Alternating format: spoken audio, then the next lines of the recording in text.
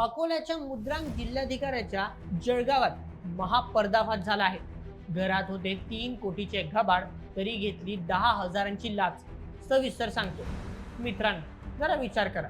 एखाद्याच्या घरात कोट्यवधी रुपयांची रोकड आणि सोन्याचे डोंगर असावेत, परंतु तरीही केवळ 10,000 रुपयांच्या लाचेच्या मोहापायी त्याने आपले संपूर्ण आयुष्य इज्जत पणाला लावावी. यावर तुमचा विश्वास बसेल का? पण हे अगदी खरं ठरलं आहे. अकोला येथे कार्यरत असलेले सहजिल्हा निबंधक तथा मुद्रांक जिल्हाधिकारी किरण पुरुषोत्तम चौधरी यांच्या घरात लाचलुचपत प्रतिबंधक विभागाने अर्थात एसीबीने टाकलेल्या छाप्यात तब्बल 3 कोटी रुपयांचे घबाड उघडीस आले आहे.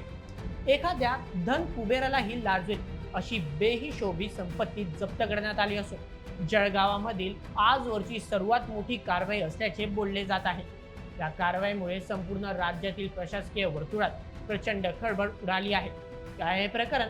चला सविस्तर पद्धतीने जाणून घेऊया आजच्या व्हिडिओमध्ये. 57 वर्षीय किरण पुरुषोत्तम चौधरी हे अकोला येथे सहजिल्हा निबंधक म्हणून कार्यरत होते. 25 जून 2026 रोजी अकोला येथील लाचलुचपत प्रतिबंधक विभागाने त्यांना 10,000 रुपयांची लाच स्वीकारताना रंगेहात अटक केली होती. या लाचखोरीच्या गुन्ह्यानंतर अकोल्यातील सिटी कोतवाली पोलीस ठाण्यात त्यांच्या विरुद्ध गुन्हा दाखल करण्यात आला होता. परंतु ही तर केवळ एका मोठ्या हिमनगाचे टोक होते. खरा धक्कादायक प्रकार त्यानंतर समोर आला, जेव्हा एसीबीने त्यांच्या जळगाव येथील निवासस्थानाची झडती घेण्याचे ठरवले.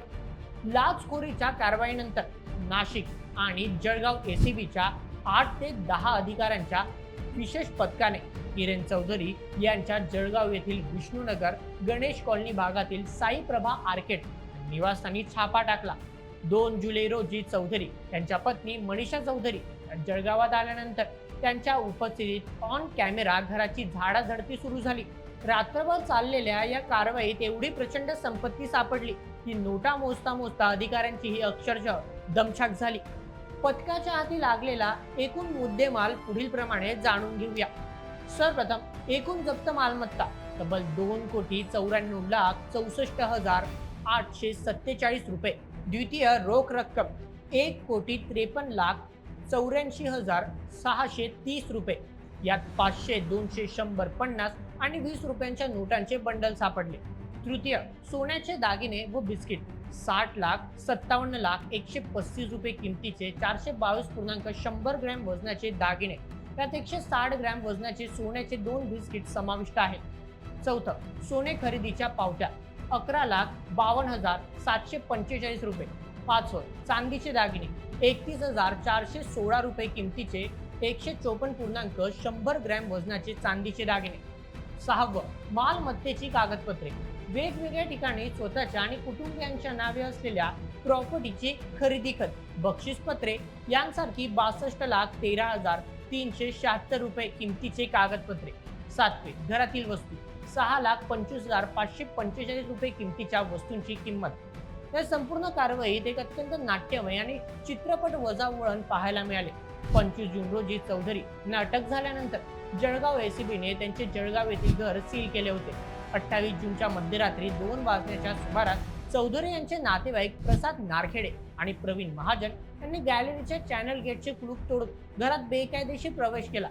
घराची अधिकृत झडती घेण्यापूर्वीच आतील लाचेचा मुद्देमाल, रोख रक्कम आणि महत्त्वाचे पुरावे लांबवण्याचा किंवा नष्ट करण्याचा या दोघांचा डाव होता. तथापि लाचलुचपत प्रतिबंधक विभागाच्या सतर्क निरीक्षक स्मिता नवघरे आणि त्यांच्या कर्मचाऱ्यांनी पाळत ठेवून या नातेवाईकांना ऐन वेळी रंगेहात पकडले.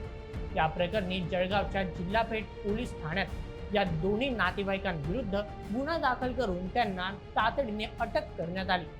किरण पुरुषोत्तम चौधरी हे 29 सप्टेंबर 1997 रोजी शासकीय सेवेत रुजू झाले होते. त्यांनी जळगावात 2 वर्षे कार्यालय अधीक्षक, सहजिल्हा निबंधक तथा मुद्रांक अधिकारी म्हणून 2023 ते जून 2025 दरम्यान काम केले होते. त्यानंतर जून 2025 मध्ये त्यांचे जळगावहून अकोला ते बदली झाली होती. जळगावात राहूनच त्यांनी प्रचंड बेकायदेशीर माळा गोळा केल्याचा संशय व्यक्त केला जात आहे. मित्रांनो, एकीकडे सर्वसामान्य नागरिक आपल्या कष्टाच्या पैशांसाठी दिवस रात्र मेहनत करत असताना दुसरीकडे क्लास 1 चे जबाबदार अधिकारी कोटींच्या घरात संपत्ती असूनही अवघ्या काही हजारांच्या लाचेसाठी लाळ घोटताना दिसतात.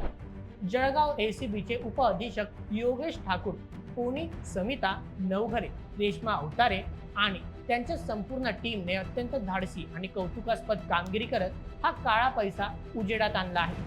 कारवाईने लाचखोरांना एक कडक इशारा दिला असून तपास यंत्रणा आता चौधरी यांच्या आणखी काही बेनामी संपत्तीचा शोध घेत आहे. मित्रांनो, या संपूर्ण प्रकरणावर तुमचे काय मत आम्हाला कमेंट करून नक्की कळवा आणि अशाच व्हिडिओसाठी सबस्क्राईब करा बोल एमएच आपल्या यूट्यूब चॅनलला. धन्यवाद.